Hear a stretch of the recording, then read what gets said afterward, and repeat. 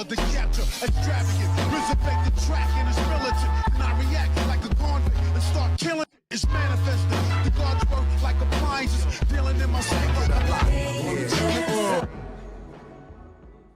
Yo, what's going on, everybody? It's your boy Naruto Explained here, bringing you guys another discussion for Boruto Naruto Next Generations, the manga. And so for anime only fans, this is the time of the month where a lot of the content on the channel is going to be spoiler heavy. However, I am going to try to get some extra videos up. That way we do not alienate the anime only fans, because I know the car actuation arc in the Boruto anime is doing some really cool stuff right now. So gonna try and get some extra videos to you guys this week. But with all of that being said, let's go ahead and get into this latest discussion. And if you're still here, I'm assuming you're okay with spoilers. So I gotta keep it real with you guys, man. You know, I went back and I reread the last Boruto chapter, and I have come to a conclusion, right? So by the time you guys are seeing this, I've probably done like 4 videos talking about why like I'm low-key hyped for Naruto using a power that, according to Kurama's, gonna kill him. But I want to do the flip side of this, which is I want to talk about why I really think Naruto might be able to do something that a lot of us are expecting but are not hopeful of, which is I think Naruto can win. Like I don't say this lightly, because up until this point, like Ishiki has been bodying Naruto and Sasuke. Like at this point, I'm just waiting for Ishiki to just whip out a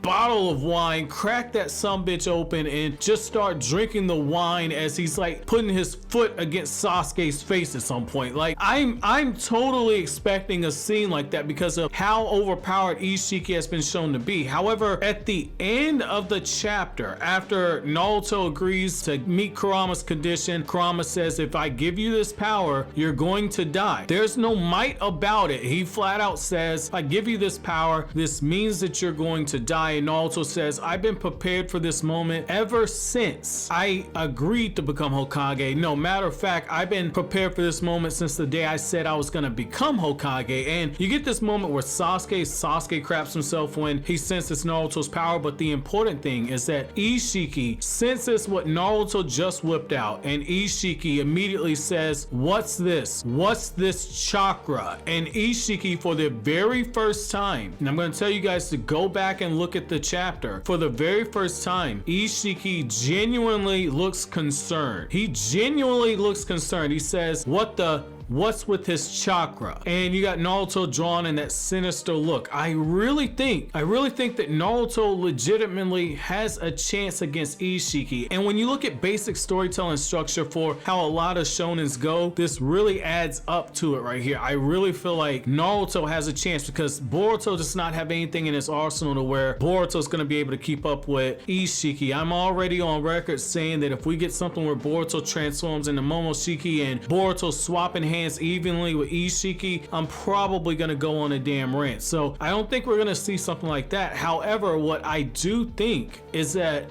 Naruto, when he uses this new form, I think Naruto's gonna have quite a few moments in this upcoming chapter where Naruto's just beasting on Ishiki. I think that Naruto's about to pay all this stuff in full and maybe even give Ishiki some interest on this, because I definitely think the fact that Ishiki said, what's with this power? It's time for the scales to start shifting back into Naruto's favor, because typically what you get with these battle shonen is that, you know, you get the villain and the villain is a little bit too powerful for the main villain, or in this case, he's way too powerful, and the hero goes through a few trials and tribulations. Then when they get that big rematch, you know, the villain maintains the upper hand and it looks like hope is lost, and then you get to a moment like this. So if this was Yu Yu Hakusho, this would be that moment where during the Dark Tournament, Yusuke, because of some events that happens, Yusuke immediately taps into a level of power that he had been keeping bottled down deep inside, and Yusuke's able to fight evenly, and in some cases he's able to get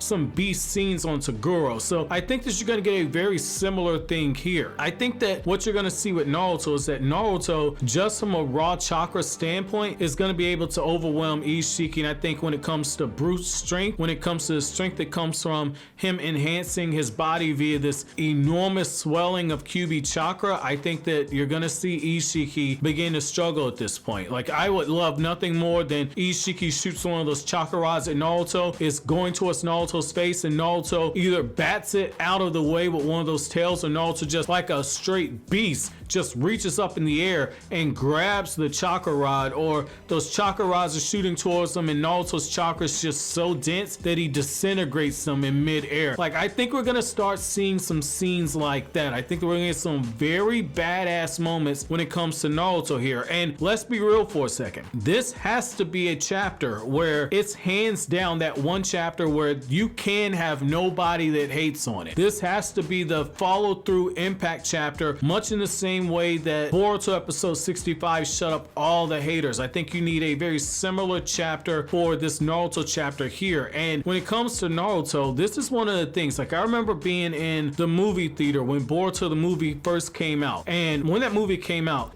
people are already on edge. It's a very similar feeling now that I'm thinking about. People are already on edge because of the way that the trailers were cut. The trailers were cut in a way that makes you think that Naruto sacrificed himself to save Boruto, and because we get to the very end of the movie, the loudest applause in the movie theater when Boruto the movie came out was when Naruto and Sasuke, they're cracking their knuckles and they're walking towards Momoshiki, and Naruto and Sasuke just begin to blitz this dude. That got the loudest pop because you saw Naruto and Sasuke just showing their true power, and everybody knew that Boruto was watching as this was going on. That got the loudest pop in the movie theater I was in. It got so damn loud, no cap, but it got so damn loud that somebody that works for the actual theater came into the actual movie theater because of how loud it got. So that right there, I think we're gonna get a moment like this to where it's gonna resonate with the fans, because fans have been waiting for so long to get a battle that does Naruto justice. Like, against Momoshiki, there was never really any doubt that Naruto's not gonna be able to pull out. There was never any doubt in your mind, because it was like, oh, Naruto has less than 50% chakra and he's doing this well. Shit, if Naruto had his full power, this wouldn't even be a close fight. When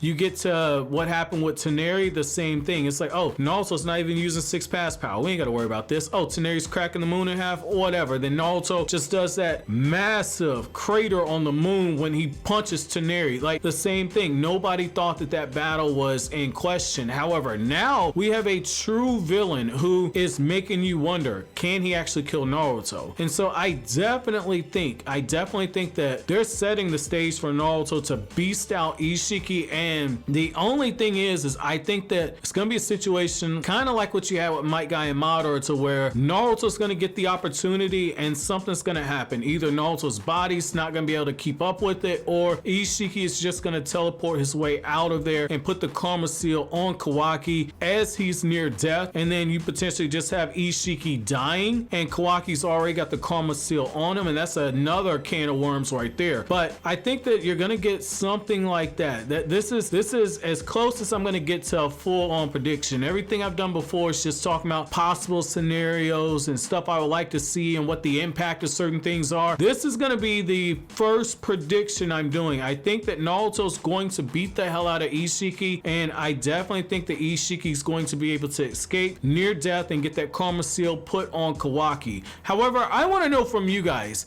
would you guys be okay with it if Naruto, if he makes this final sacrifice, if Naruto actually is able to defeat Ishiki? Let me know what you guys think down in the comment section below. But as always, guys, if you like anything I had to say, don't forget to comment, rate, subscribe, and share. Thank you so much for watching all the way to the end. Have an awesome day, guys.